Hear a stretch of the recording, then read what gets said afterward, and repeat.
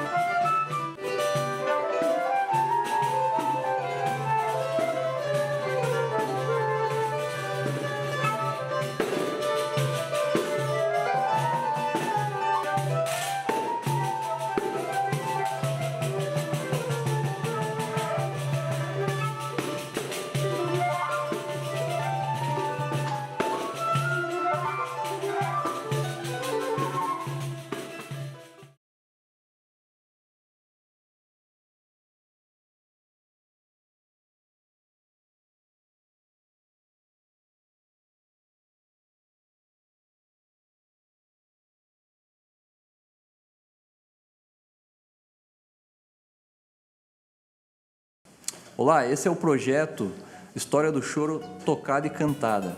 Eu vou falar um pouco sobre a história do choro e meus companheiros vão continuar essa história aí. Vamos lá? Choro ou chorinho? Chorinho, mas não no sentido de menosprezo ou amiudar, né? Esse estilo musical, mas com certeza de se referir com carinho, né? Essa música tão cativante, essa música que representa com certeza a cultura do brasileiro. Esse gênero musical é genuinamente brasileiro. Mas como que essa história aconteceu? Bom, uma série de fatores contribuíram para a chegada à formação do choro, né? Uma das coisas foi a abolição do tráfico de escravos em 1831 e a abolição da escravatura em 1888. Né? Isso tudo contribuiu para que várias pessoas, vários músicos, né, se reunissem informalmente e pudessem tocar seus instrumentos, certo? O que eles tocavam? Músicas europeias, valsa, Scott, mazurca. Porém, com o passar do tempo, né, junto dessas influências rítmicas de matriz africana, a música começou a ter um outro swing, uma linguagem mais arrastada, mais melancólica, e esses músicos passaram a ser chamados de chorões, né? Era como as pessoas se referiam a esses músicos, né? Portanto, então, com o nascimento dessa nova forma de se interpretar músicas, né, começa a nascer o choro, né? Essa combinação de fatores fazem o desenvolvimento, né, o despertar do choro. Foi então que nesse período, na segunda metade do século XIX, aparece uma figura chamada Joaquim Antônio da Silva Calado, conhecido como pai dos chorões. Joaquim, ele era flautista, compositor, arranjador e era professor do Imperial Conservatório de Música aqui no Brasil. Influenciou inúmeras pessoas, inúmeros músicos, né? Tanto alunos quanto outros professores que davam aula também no Imperial Conservatório. E ele foi o compositor da primeira música já designada como gênero choro, a música Flor Amorosa. Confere aí.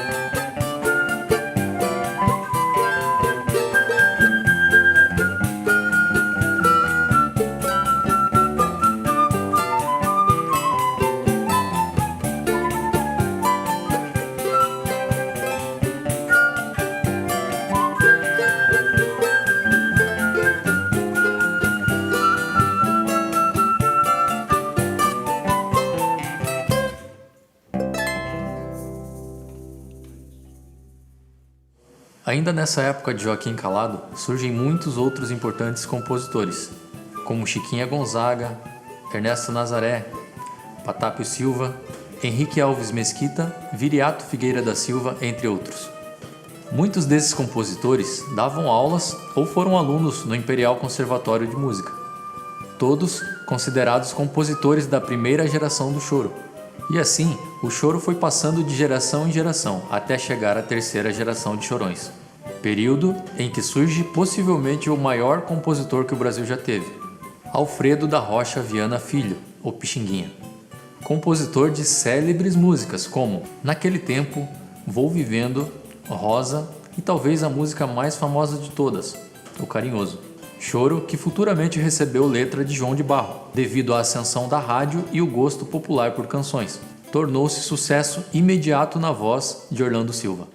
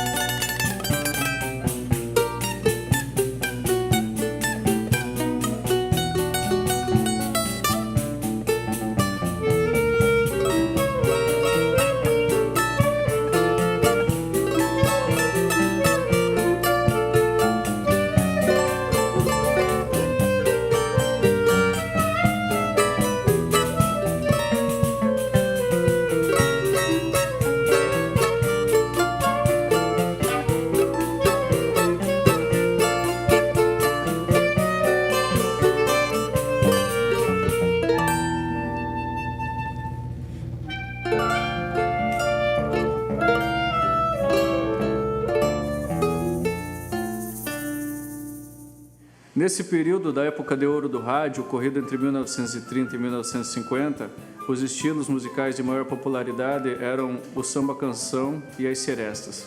E aqueles mesmos músicos chorões montavam seus regionais e acompanhavam as grandes vozes do momento.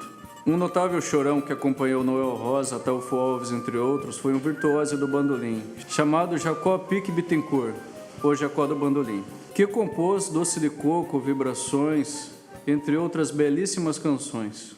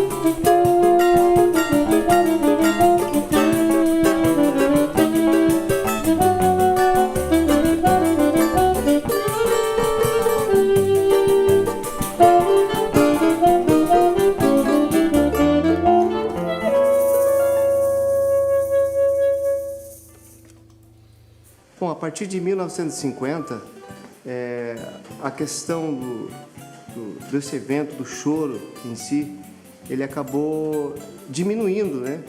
Devido ao estilo norte-americano do rock and roll, que chegou com tudo, né? Naquela época.